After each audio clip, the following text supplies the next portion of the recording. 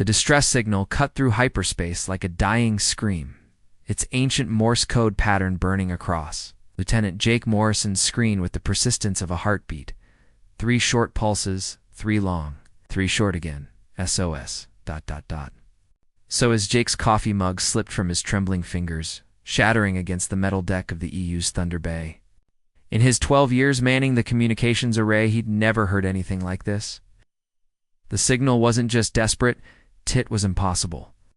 The quantum encryption was 3 years out of date, using protocols that should have been dead, and buried with the ships that carried them.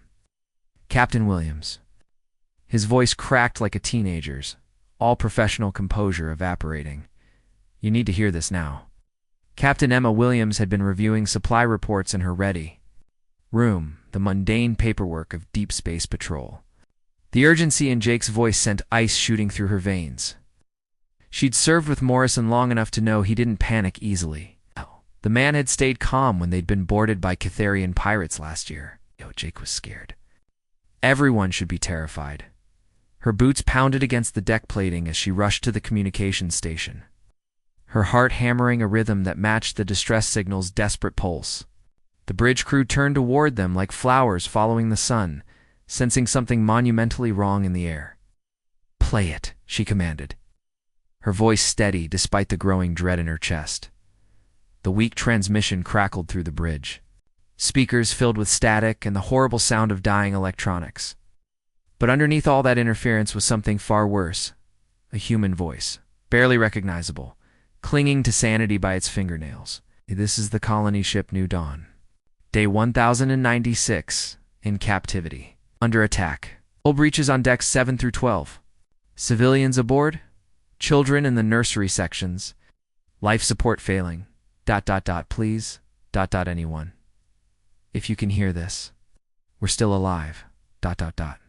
Barely ... But we're still fighting. Emma's blood turned to glacial ice. Every officer on the bridge knew that designation. The New Dawn, humanity's pride, carrying 8,000 colonists to establish New Terra Colony. The ship that had vanished without a trace in the Outer Rim 3 years ago. The ship they'd searched for until Admiral Command declared it lost with all hands. The ship that had haunted Emma's dreams ever since, because her younger brother Marcus had been aboard as the chief engineer. You know what's funny about grief? It never really goes away, just learns to hide better. Emma had buried her brother's memory deep, wrapped it in duty and regulation. But now that voice was digging it up with bloody fingernails. Source location, she demanded. Her captain's.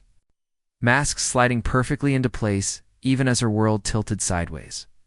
Jake's fingers danced across his console, sweat beading on his forehead despite the bridge's regulated temperature.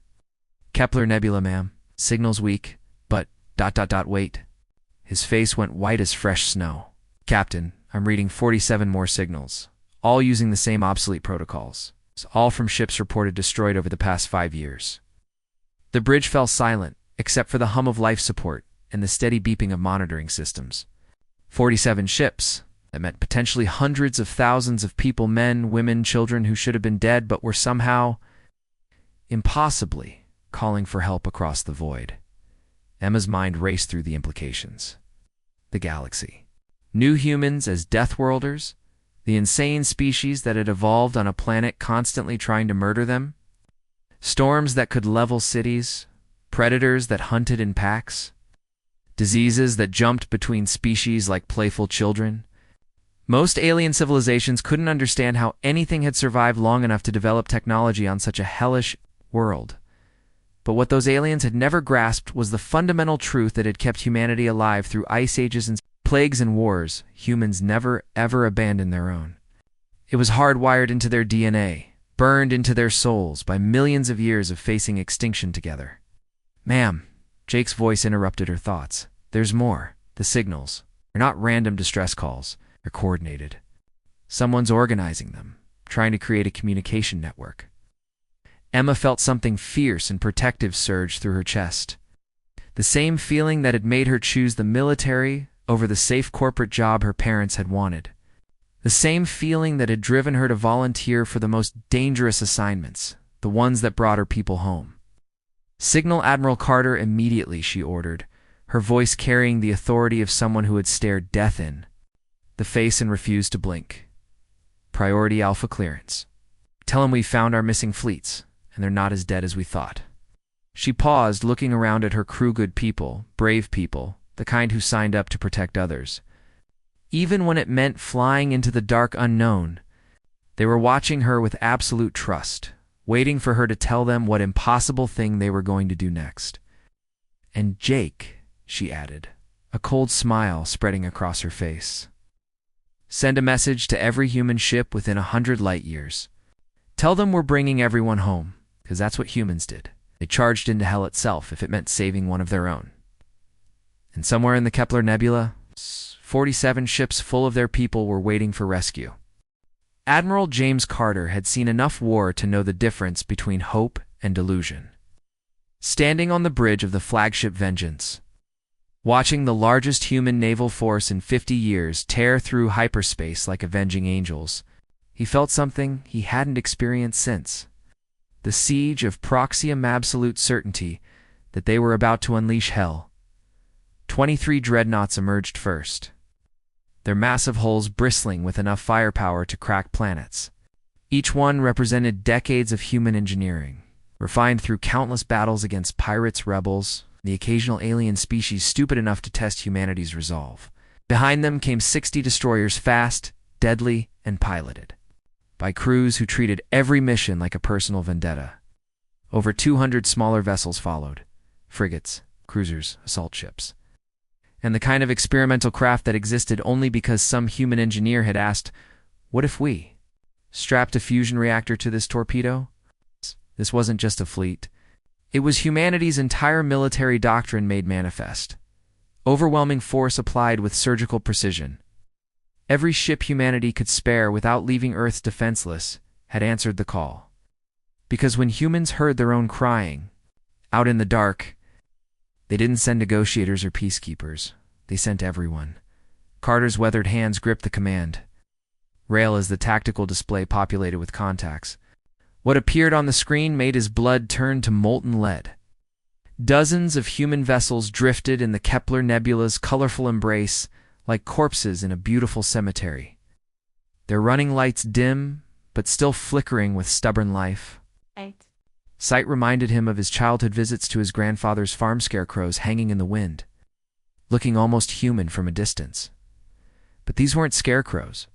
These were humanity's sons and daughters, suspended in a nightmare. Surrounding the human ships like metallic vultures were vessels of unknown design, sleek, organic-looking craft that seemed to pulse with their own malevolent heartbeat. Hulls were smooth as silk, but radiated menace like heat from a forge. Carter had faced Catharian battle cruisers, Zentari dreadnoughts, even the legendary ghost ships of the Void Runners. None of them had made his skin crawl like these things. Did Admiral Commander Lisa Anderson's voice cut through his thoughts like a laser scalpel? She was his best tactical officer, the kind of person who could calculate firing solutions while eating breakfast and never spill a drop of coffee. If Lisa sounded shaken, the situation was worse than Carter had imagined. "Those aren't pirates," she continued, her voice tight with barely controlled horror. "They're not raiders or slavers, they're harvesting. Life signs aboard our ships are weak, but stable across all vessels, sir. They're keeping our people alive on purpose." Carter felt his jaw clench hard enough to crack teeth. Pirates, he understood. Pirates wanted quick scores cargo, weapons, maybe prisoners to ransom. Pirates killed what they couldn't use and moved on. But this was something else entirely. The tactical display zoomed in, revealing the horrible truth in clinical detail. The alien ship's mind automatically labeled them harvesters had latched onto the human vessels like parasites. Mechanical tendrils snaked between the hulls, creating an obscene network of connection. Energy readings showed systematic drainage of power, atmosphere, even molecular resources. The aliens were stripping everything: technology, raw materials, and most sickeningly, people. "They're processing them," Anderson whispered, her professional composure cracking. "The bioscanners show human life signs being moved in patterns. Systematic. Organized. They're studying our people like... She couldn't finish the sentence. Like lab rats. The words hung unspoken but understood by everyone on the bridge. Carter had seen alien experimentation facilities before. During the border wars, the images still haunted his dreams 20 years later. You know what's fascinating about human anger? It doesn't explode immediately like most people think. Real anger, the kind that moves mountains and topples governments, builds slowly, methodically, like pressure in a volcano. Carter felt that familiar heat rising in his chest. The same fury that had driven him through 40 years of military service. Sir. His communications officer, a young lieutenant named Parker, whose voice hadn't even finished changing when the war with the hegemony ended, called out with barely concealed excitement. The lead alien vessel is transmitting universal. Translator is picking it up. The message came through the bridge speakers with the cold, mechanical precision of a computer reading a grocery list. Unknown vessels. Withdraw from this sector immediately. These specimens are claimed property under Article 47 of the Galactic Salvage Accords. Your interference violates established interstellar law and will result in defensive action. Specimens. They called humans specimens. Carter's response rolled across the fleet's communication network like thunder before a storm, reaching every human ship simultaneously. This is Admiral James Carter of the United Earth Navy. I'm transmitting on all frequencies so there's no confusion about what happens next. He paused, letting his words sink in. Oh. On dozens of bridges, hundreds of crew members stopped what they were doing to listen. This was the moment that would define not just the battle, but humanity's place in the galaxy. You have exactly 60 seconds to release our people and surrender your vessels for inspection. If you refuse, we will demonstrate why the galaxy learned to fear Deathworlders. Your choice. The Harvester's response came not in words, but in brilliant lances of energy that sliced through space like angry gods throwing lightning bolts. Their weapons struck the shields of the lead destroyer Fury, sending cascades of sparks across its hull. That was their mistake. In human military doctrine, firing first wasn't just an act of war, it was permission to stop holding back. Carter's voice filled every speaker in the fleet, carrying 40 years of command authority and the righteous fury of a species that clawed its way to the stars. All ships weapons free. Show these bastards what humans do to things that hurt our family. The word fire hadn't even finished leaving his lips when 300 human warships opened up simultaneously, turning the Kepler Nebula into the galaxy's newest star. But would it be enough to save the thousands of people trapped in alien hands? The battle erupted like a supernova being born in fast forward, turning the peaceful Kepler Nebula into humanity's most violent masterpiece. Human railguns roared across the void with the authority of God's passing judgment, their tungsten slugs moving at 17% the speed of light. When those projectiles hit harvester holes, the alien metal didn't just break, evaporated, leaving perfectly circular holes that glowed white-hot around the edges. The sound was impossible. Of course, space doesn't carry sound waves, but every human crew member swore they could hear it anyway. The deep, primal thunder of their species, unleashing 200,000 years of evolutionary rage in a single, devastating moment. Missile swarms followed the railgun volleys like schools of mechanical sharks, each one carrying enough antimatter to level a city block. The Harvester's point defense systems had been designed to handle conventional attacks, maybe a few dozen incoming projectiles from desperate prey. They weren't built to stop 3,000 missiles launched simultaneously by a species that had turned warfare into an art form. The alien defensive lasers fired frantically, cutting down missiles by the dozens. But for every one they destroyed, 10 more slipped through. It was like trying to stop a hurricane with a fly swatter. Captain David Miller twisted his fighter Reaper through the chaos with the fluid grace of someone who'd been born to fly. Behind him, his squadron of 36 pilots followed in perfect formation, their engines screaming blue fire against the nebula's purple backdrop. These weren't just any pilots. They were the best humanity had produced. Yeah. Volunteers who'd given up comfortable assignments to fly the most dangerous missions, and right now, they were absolutely furious. Ghost leader to all fighters, Millers. Voice cut through the tactical network like a blade.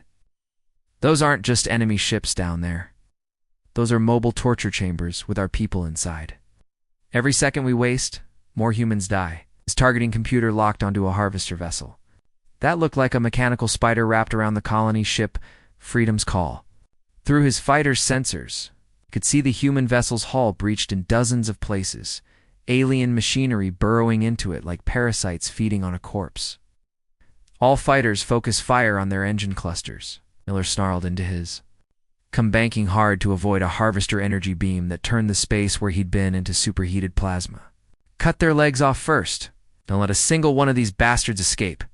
His squadron responded like extensions of his own will. 36 fighters diving toward their targets with the coordinated precision of a wolf pack.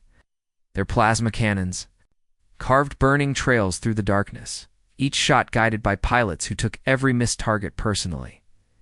You know what's terrifying about human warfare? It's not the technology. Though human weapons were impressive enough, it's not even the tactics, though human military doctrine had been refined through centuries of conflict. What made humans truly dangerous was their absolute refusal to accept defeat when their own were threatened. The harvesters had ruled this section of space for over 3 centuries, picking off isolated vessels like a spider collecting flies. They developed a perfect system. Disable the ship, capture the crew, study them until there was nothing left to learn, then move on to the next victim. It was efficient, methodical, and had never failed them because they'd never faced anything. Like human warfare, most species fought to win territory, resources, or political advantage. They calculated acceptable losses, negotiated when things got difficult, and retreated when victory became too expensive. Rational behavior by any civilized standard, humans didn't fight to win. They fought like cornered animals, desperate, vicious, and absolutely relentless. When their own were in danger, concepts like acceptable losses and strategic withdrawal simply didn't exist in their vocabulary. Commander Robert Torres stood on the bridge of the destroyer Fury, watching his tactical display track 17 different targets simultaneously. His ship had taken damage from a harvester beam weapon, nothing critical, but enough to make the deck plates vibrate under his feet and fill the air with the smell of burning electronics. His crew worked around him with the smooth efficiency of a machine built for violence.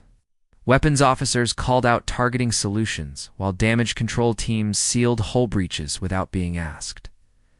These weren't just sailors, they were the descendants of people who'd fought their way to the top of Earth's food chain, and then decided that wasn't enough. Target acquired, his weapons officer announced. Massive harvester vessel directly attached to the New Dawn. Torres felt his heart skip. The New Dawn, the colony ship that had started this entire nightmare. 8,000 civilians who'd been missing for 3 years, kept alive for purposes too horrible to imagine. His targeting computer achieved lock-on with a soft chime that sounded almost cheerful, given the circumstances. 18 torpedo tubes loaded with enough firepower to crack a small moon stood ready. But Torres wasn't thinking about tactical considerations or collateral damage calculations. He was thinking about his daughter Emily, who'd wanted to join the New Dawn colony but had been too young to qualify. She was safe on Earth now, but she could have been aboard that ship. Could have spent 3 years in alien hands, experimented on, studied, processed. For the New Dawn. Torres shouted, his voice carrying across the bridge as he slammed his fist down on the firing control. 18 torpedoes launched simultaneously, their fusion engines leaving trails of light that looked like falling stars. The harvester vessel tried to maneuver, but it was too large. It committed to its position wrapped around the human ship. The torpedoes struck in perfect sequence, each explosion building on the last. The alien ship didn't just die, it disintegrated, its organic hull peeling apart like flower petals in a nuclear wind. The metallic screaming of tearing metal echoed through radio frequencies as 3 centuries of technological superiority met 200,000 years of human fury, and it wasn't even close. Across the battlefield, similar scenes played out with mechanical precision. Human ships that had been outgunned, outnumbered, and outmaneuvered throughout galactic history suddenly found themselves facing enemies who'd made one critical error. They'd hurt human civilians. Within 18 minutes of the first shot, the Harvester fleet was nothing but expanding clouds of debris and radiation. Not one had escaped. Not one had even tried to run. But as Admiral Carter watched the tactical display clear of hostile contacts, he knew the hardest part was just beginning. Somewhere in those damaged human ships, thousands of their people were waiting for rescue. And, after 3 years in alien hands, what exactly were they going to find? The rescue teams moved through the derelict colony ships like angels of death wearing power armor, their helmet-mounted lights cutting through darkness that had swallowed human hope for 3 endless years. Each beam revealed horrors that would reshape humanity's understanding of evil corridors filled with alien machinery. Walls that pulsed with organic growth, and the skeletal remains of technology that had been digested rather than simply destroyed. Captain Michael Davis led Alpha Team through the twisted corridors of the New Dawn, his boots crunching on debris that might once have been children's toys or navigation equipment. It was impossible to tell anymore. The ship's interior had been transformed into something between a laboratory and a feeding ground, with metallic tendrils snaking through every surface like mechanical cancer. His tactical scanner showed life signs 3 decks down, clustered in what used to be the ship's medical bay. After 3 years of this nightmare, Davis had learned not to hope too hard. Sometimes the life signs were human. Sometimes they were something else entirely. But as his team descended through emergency shafts that had been carved wider by alien tools, Davis felt his heart hammering with the same rhythm that had driven him through officer training 15 years ago. Because somewhere in this floating tomb, real people were waiting for rescue. The medical bay doors had been sealed with a substance that looked like metallic webbing. Davis's plasma cutter made quick work of it, but the smell that escaped when the barrier dissolved made his entire team gag through their filters. It wasn't death. Death would have been merciful. It was the smell of life preserved far beyond its natural limits. Inside, emergency lighting cast everything in hellish red shadows.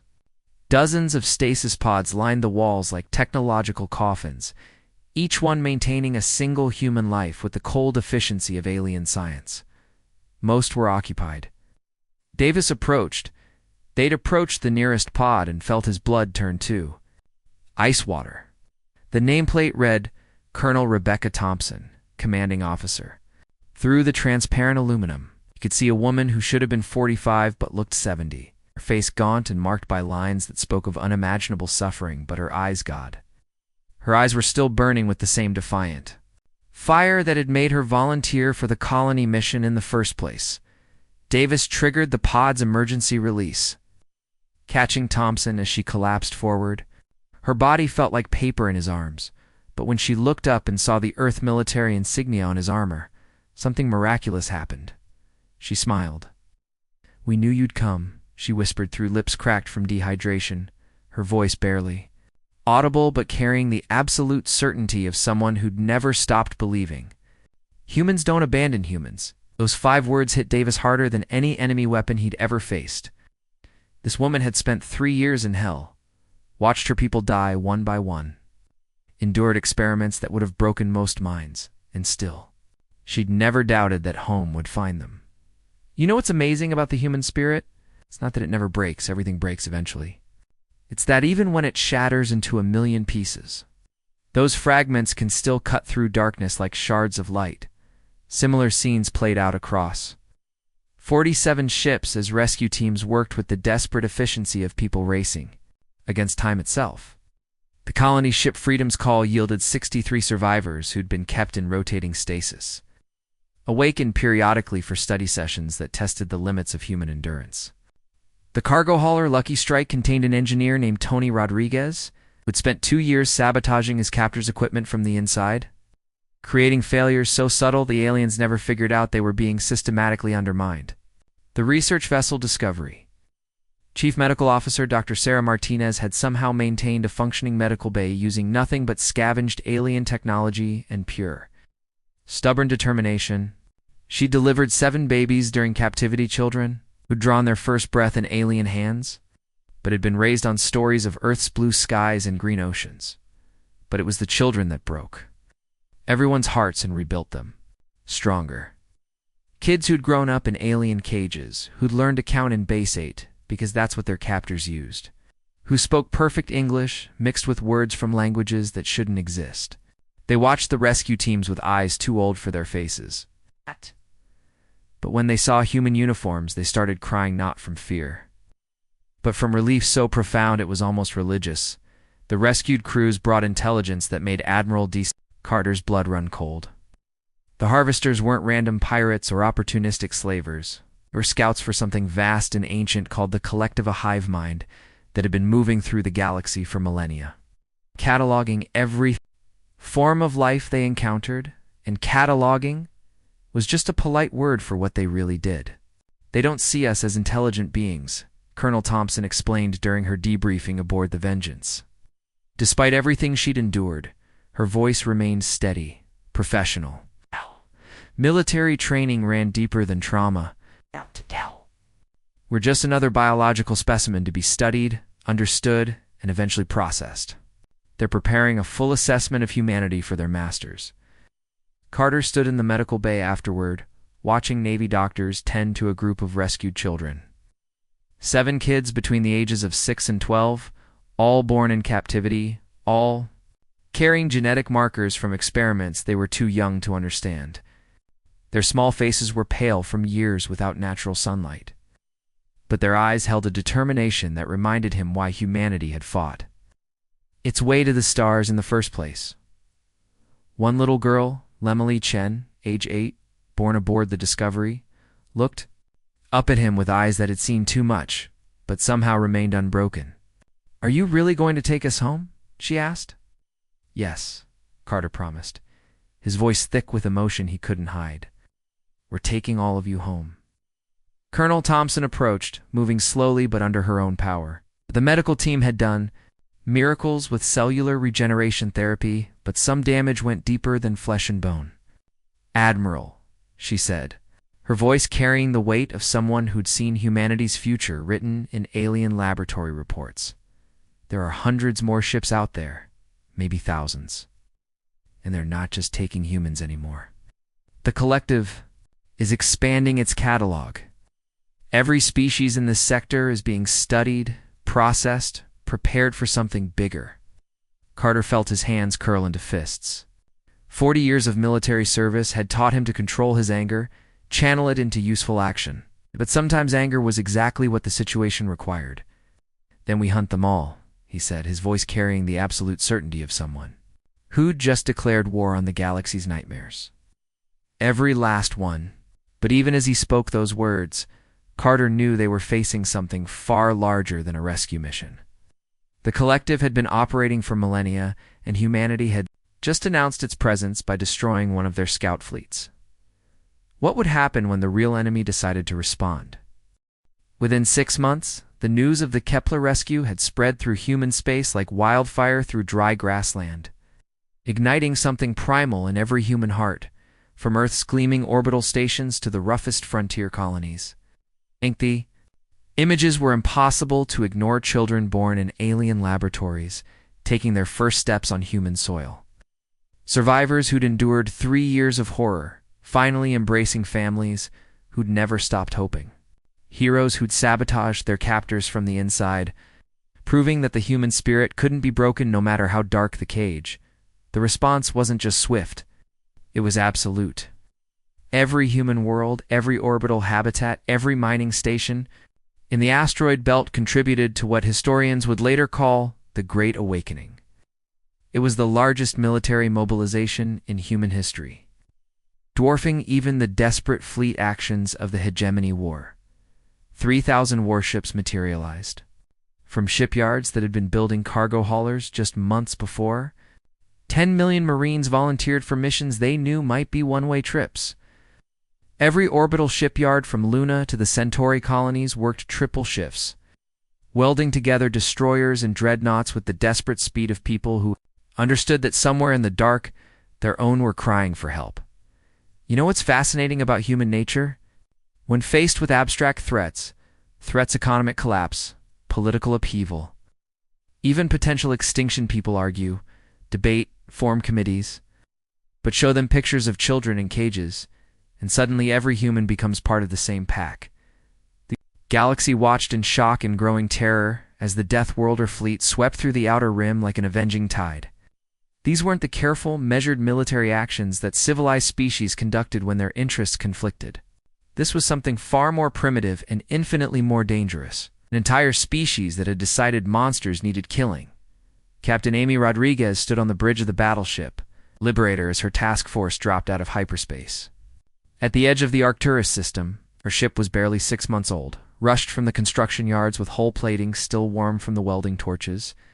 Half her crew were reservists who'd left civilian jobs to join humanity's crusade. But every person aboard carried the same burning purpose that had driven their species from caves to starships. "Sensor sweep complete," her tactical officer reported. "Ma'am, you need to see this." The main display lit up with an image that made Rodriguez's soul burn with rage so pure it felt like religious conversion. A massive alien facility hung in space like a mechanical spider the size of a small moon. Its biomechanical tendrils wrapped around captured ships from at least a dozen different species. The structure pulsed with organic lights, feeding on the vessels trapped in its embrace like some cosmic parasite. But it wasn't just the facility that made her hands shake with fury. It was the ships themselves, passenger liners, exploration, vessels, colony transports. Each one represented thousands of sentient beings who'd been processed, studied, cataloged like specimens in some vast library of suffering. Among them, Rodriguez spotted the familiar lines of 3 human vessels, including the research ship Pathfinder that had vanished 2 years ago with her sister Maria aboard. "All ships, weapons free," Rodriguez commanded, her voice carrying across the tactical network to every vessel in her task force. "Today we teach the galaxy what humans do to monsters." The battle lasted exactly 14 minutes. When it was over, the processing facility existed only as expanding clouds of superheated plasma and the screaming ghosts of radio frequencies. Not one ship in Rodriguez's task force had taken critical damage. The aliens had been so focused on their defenseless prey that they'd forgotten how to fight back, but the real victory wasn't military, it was philosophical. News of humanity's crusade spread through civilized space like a quantum transmission, carrying a message that shook the foundations of galactic society. Other species began to understand what humans meant when they broadcast on all frequencies. In every known language, no one gets left behind. It wasn't just a rescue mission anymore. It was a promise. The Zephyrian Trade Federation, who'd lost 17 cargo ships to harvester attacks, started coordinating their shipping schedules with human patrol routes. The Ketrax Republic, proud warriors who'd never asked for help in their 1,000-year history, quietly transmitted the locations of their missing exploration fleets. Even the enigmatic Void Dancers, who communicated only in mathematical equations, began sharing intelligence about collective movements. For the first time in galactic history, dozens of species were working together not for profit or territory, but because a single species had proven that rescue was possible, deep in the galactic core. The collective's ancient masters, beings of pure thought who'd devoured worlds since before most stars were born, finally took notice. For millennia, they'd operated through proxies and servants, viewing physical existence as beneath their attention. Their perfect hunting grounds had never been seriously challenged, but now some upstart species was disrupting operations. Across 17 sectors, turning their carefully planned harvests into smoking ruins. Worse, they were inspiring cooperation among the prey species. The masters began to consider direct intervention. They made one crucial mistake in their calculations. They assumed humans were acting rationally, pursuing some logical goal like territory or resources. They couldn't comprehend a species that would risk everything for beings they'd never met, simply because those beings were crying out in the dark. They definitely couldn't understand what humans would do when the cries came from children. Admiral Carter stood on the bridge of the Vengeance as his expanded fleet prepared for the next hyperspace jump. Through the viewports, he could see the largest human naval force ever assembled, over 300 ships carrying the hopes and fury of an entire species. Each vessel bore the scars of recent battles, but their crews had never been more determined. The SOS that had started with 3 simple Morse code pulses had become something far more powerful: humanity's war cry.